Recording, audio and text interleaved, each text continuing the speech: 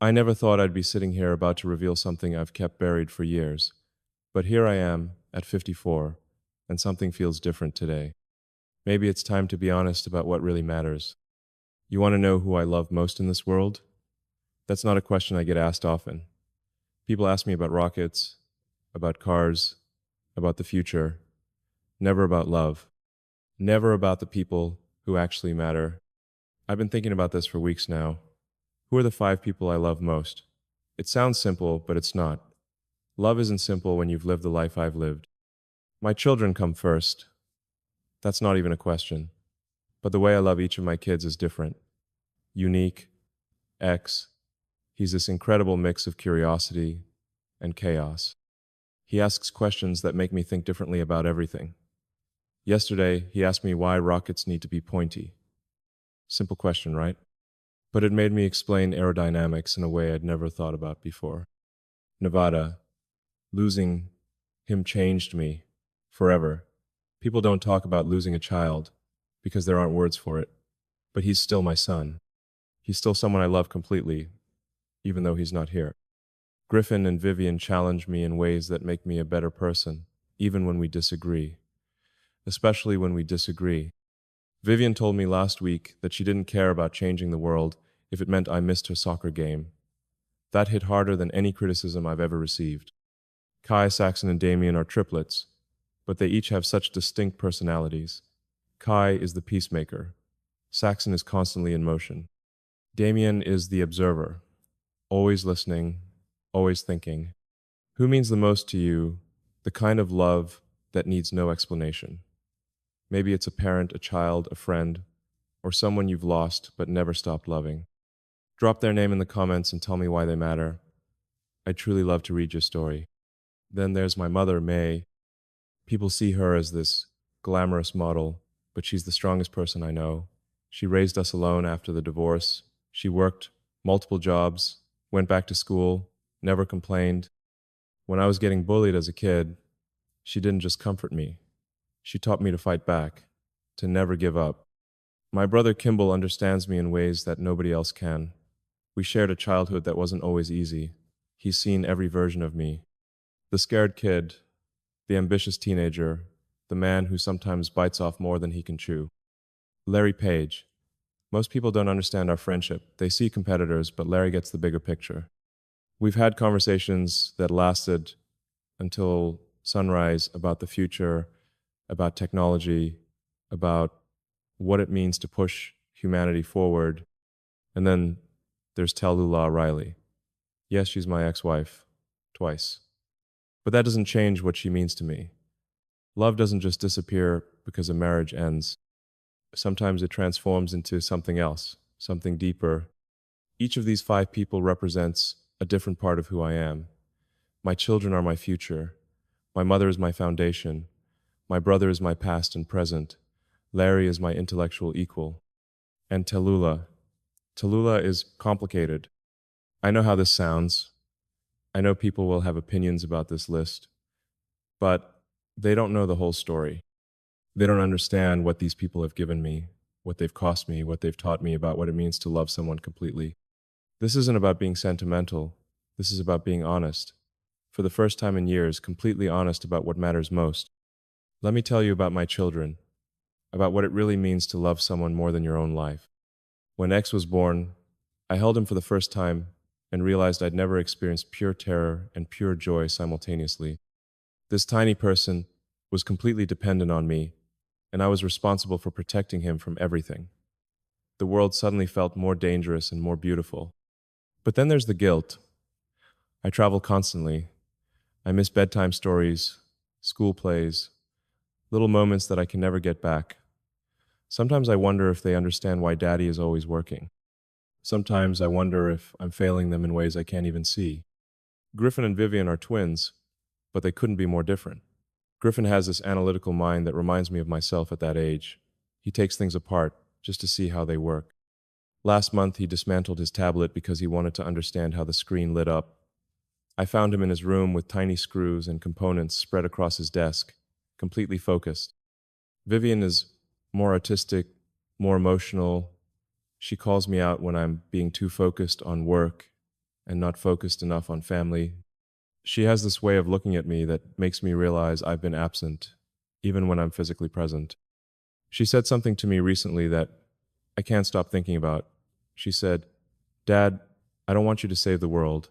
I want you to save time for us." How do you respond to that? How do you explain that sometimes the work feels urgent in ways that a 10-year-old can't understand? Kai, Saxon, and Damien are triplets, and people ask me how I tell them apart. But they each have such distinct personalities that I can't imagine confusing them. Kai is always trying to make sure everyone gets along. If his brothers are fighting, he'll find a way to redirect their attention to something they can do together. Saxon is the athlete, constantly in motion. He can't sit still for more than 5 minutes. Even when he's sleeping, he moves around the bed like he's running in his dreams. Damien is the observer. He's quiet, but he's always listening, always thinking. Sometimes I'll catch him watching me work, and I can see his mind processing everything he's seeing. He asks questions that show he understands more than I give him credit for. And then there's Nevada. We lost him when he was 10 weeks old.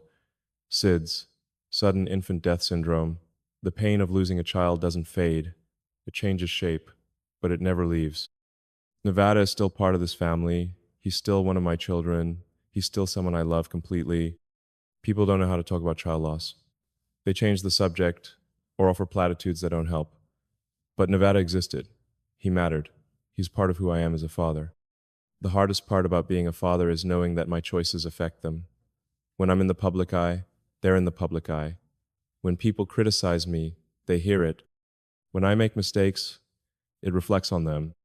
Sometimes I wonder if they'd be better off with a more normal father, someone who could attend every school event, help with homework every night, be present in ways that I struggle with. But then X will show me something he built with blocks and explain how it's a rocket that will take people to Mars.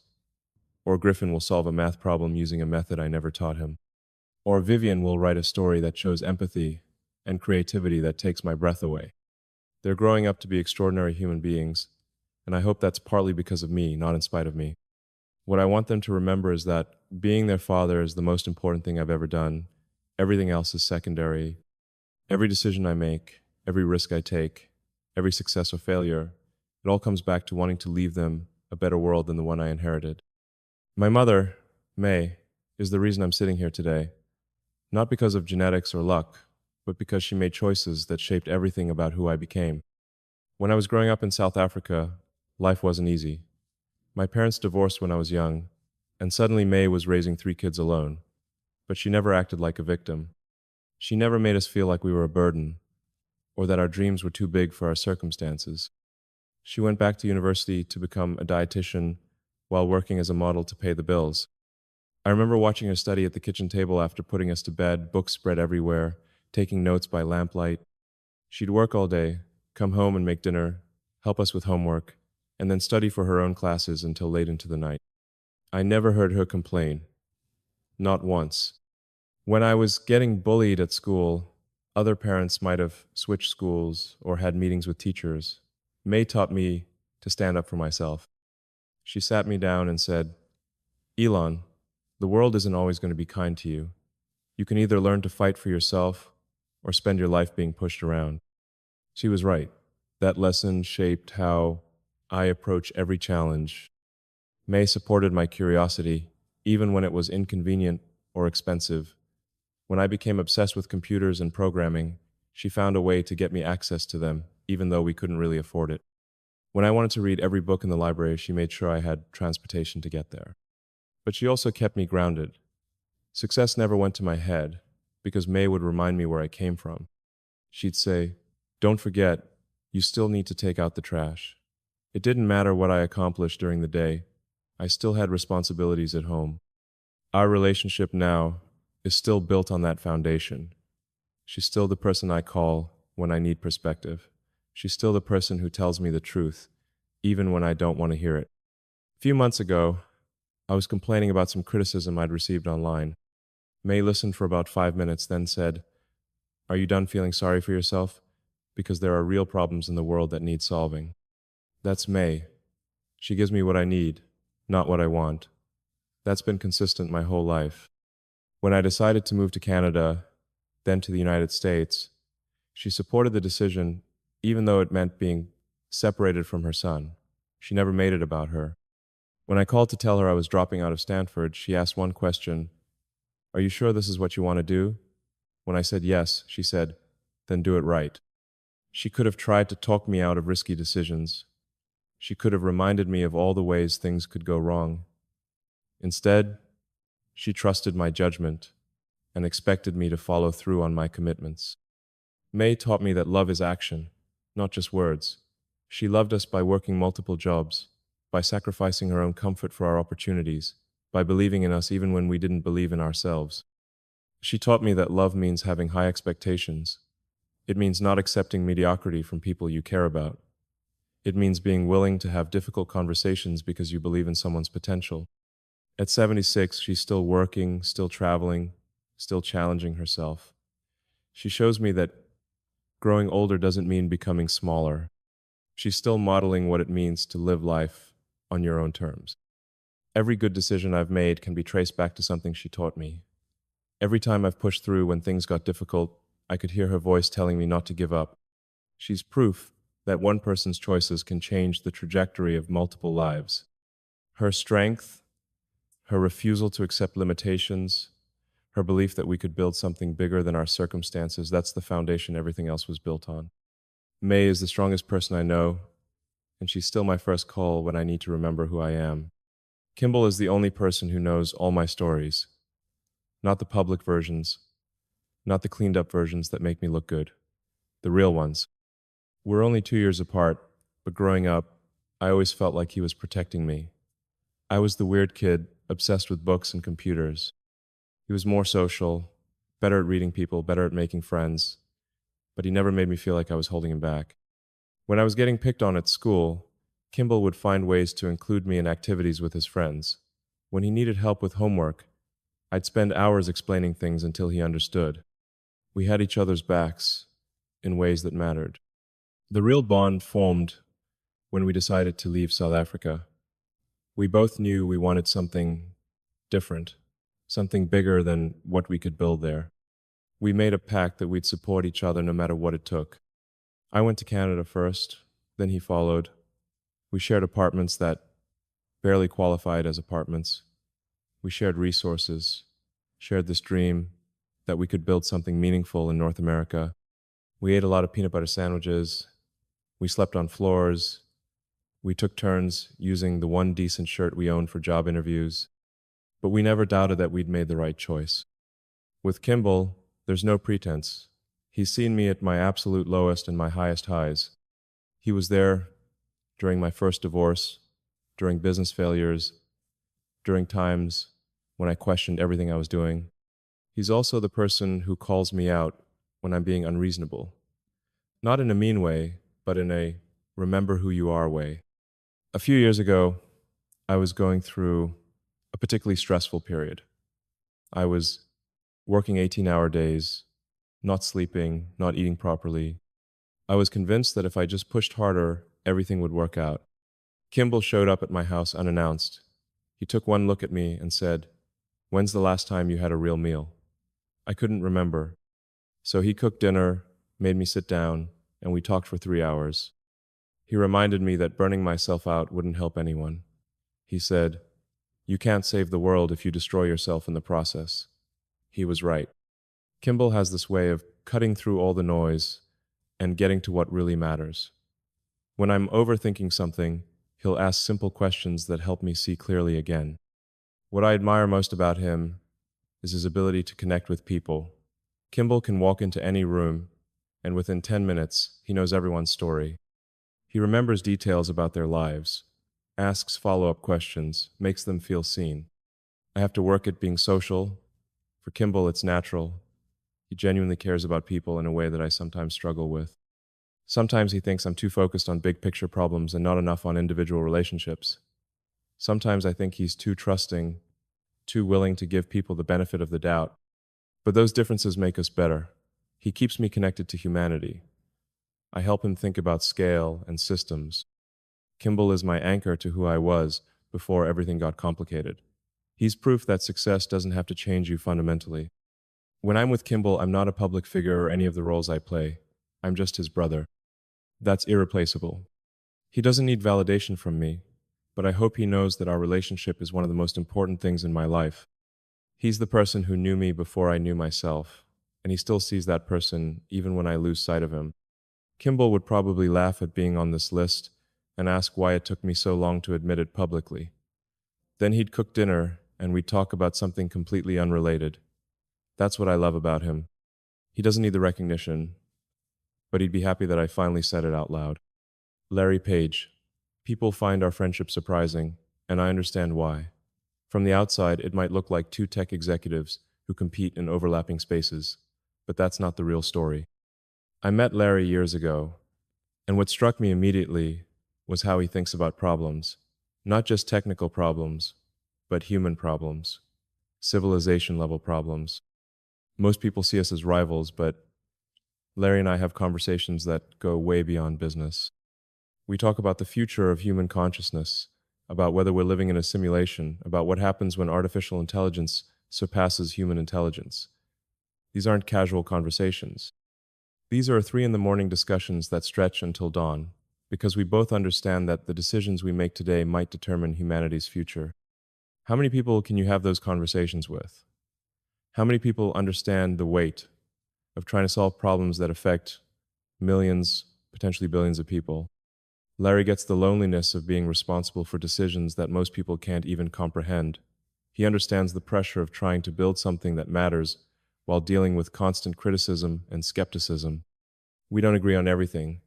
We have fundamental disagreements about approaches, about timelines, about priorities. A few years ago, we had a heated debate about artificial intelligence safety that lasted for hours. Larry thought I was being too cautious, too worried about potential negative outcomes. I thought he was being too optimistic about humanity's ability to control advanced AI. We never fully resolved that disagreement, but we kept talking. We shared research, challenged each other's assumptions, pushed each other to think more deeply. The conversation changed both of our approaches, even if neither of us completely changed our minds. That's what real friendship looks like at this level. It's not about agreeing with each other. It's about making each other better thinkers. Larry has this incredible ability to see patterns that others miss. He can look at massive amounts of data and identify trends that won't be obvious to other people for years. He also has patience that I sometimes lack. When I want to move fast and break things, Larry reminds me that some problems require careful, methodical approaches. But what I respect most about Larry is his intellectual honesty. He's willing to change his mind when presented with better evidence. He's willing to admit when he's wrong. In a world full of people who double down on bad ideas, that's rare. Our friendship exists in this space where we can be completely honest about our fears, our mistakes, our uncertainties. Most people expect us to have all the answers, to be confident about everything. With Larry, I can admit when I don't know something. I can explore ideas that might be completely wrong without judgment. We've supported each other through personal struggles that never made headlines. When I was going through my divorce, Larry was one of the few people who understood that the public scrutiny made everything more complicated. When he was dealing with his own challenges, I tried to return that support. People assume that our relationship is all about technology and competition, but some of our best conversations have nothing to do with our work. We talk about books, about history, about what we want our children to understand about the world they're inheriting. Larry is proof that you can maintain real friendships even when your lives become complicated by success and public attention. He's someone I trust completely, someone whose judgment I value even when I disagree with his conclusions. In a world where most relationships become transactional, Larry and I have maintained something genuine. We're friends because we enjoy each other's company, because we make each other think, because we share this belief that technology should make life better for everyone. That matters more than I can express. Tallulah Riley. I know what people think when they hear her name on this list. She's my ex-wife, twice. We married, divorced, married again, divorced again. From the outside, it looks messy, maybe even dysfunctional. But love isn't always neat. Sometimes it's complicated in ways that don't fit into conventional categories.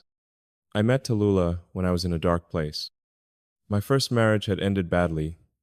I was dealing with business pressures that felt overwhelming, and I wasn't sure I was capable of maintaining a healthy relationship with anyone. Tallulah was different from anyone I'd ever met.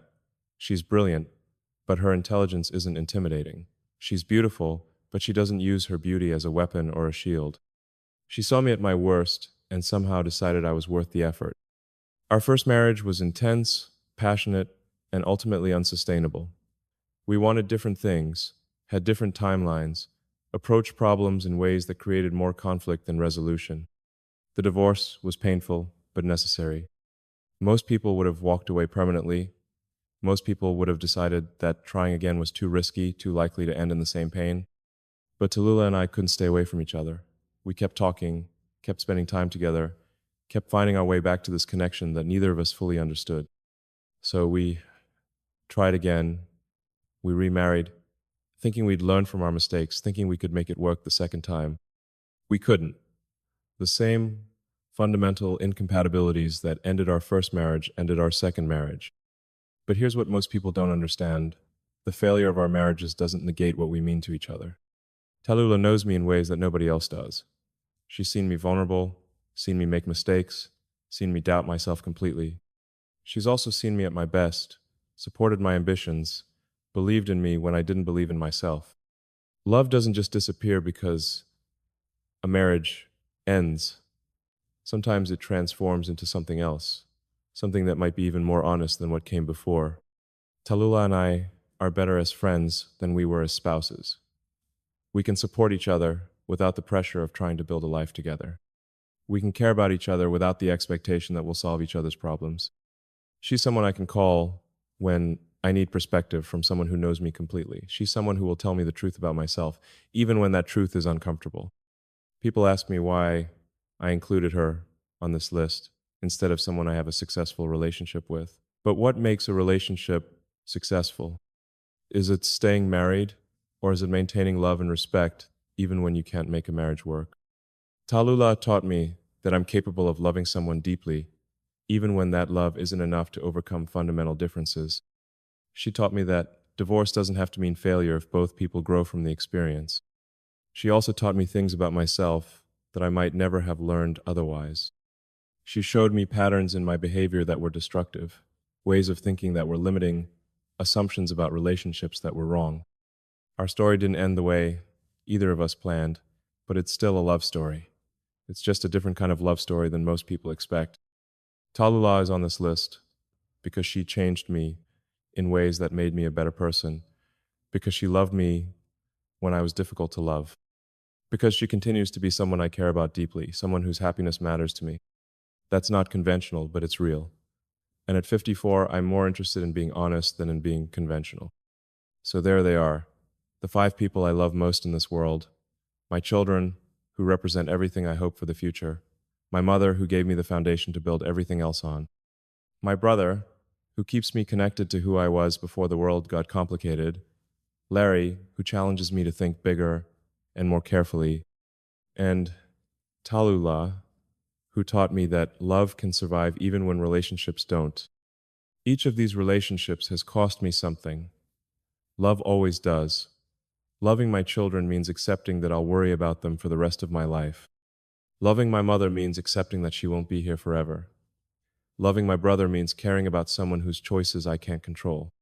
Loving Larry means maintaining a friendship that requires constant intellectual honesty.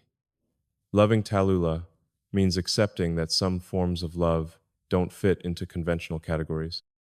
But each of these relationships has also given me something irreplaceable. They've made me more human, more connected, more willing to be vulnerable. I know people will have opinions about this list. They'll wonder why certain names aren't here. They'll question my choices, analyze my relationships, try to understand motivations. I'm not sure I fully understand myself. That's fine. I'm not sharing this for approval or validation. I'm sharing it because I'm 54 years old and I've realized that the relationships that matter most are often the ones we talk about least. We live in a culture that celebrates achievements, that measures success in terms of wealth and recognition and public accomplishments. But none of that matters if you don't have people who know you completely and love you anyway. These 5 people have seen me fail spectacularly and succeed beyond what any of us imagined. They've been there during the highs and the lows, during the moments when I questioned everything, and during the moments when everything felt possible. They've taught me that love isn't about finding perfect people. It's about finding people who are willing to grow with you, to challenge you, to support you, even when you're difficult to support. My children have taught me patience and humility. My mother taught me strength and resilience. My brother taught me loyalty and groundedness. Larry taught me intellectual courage and honesty. Tallulah taught me that love can be complicated and still be real. Together, they've taught me that the most important work isn't building rockets or cars or any of the things that make headlines. The most important work is building and maintaining relationships with people who matter. I don't know what the next phase of my life will look like. I don't know what challenges are coming or what opportunities will present themselves. But I know that whatever happens, these 5 people will be part of it. They'll be the ones I call with good news and bad news. They'll be the ones whose opinions matter when I'm making difficult decisions. They'll be the ones who remember who I was before I became who I am now. That's worth more than any achievement, any recognition, any success that can be measured in conventional terms. At 54, I finally understand what my mother tried to teach me all those years ago. The relationships you build are the only wealth that really matters. Everything else is just details. These 5 people are my real wealth. They're the reason I get up in the morning and the reason I keep pushing forward even when things get difficult. They're the people I love most in this world, and I'm grateful every day that they've chosen to love me back.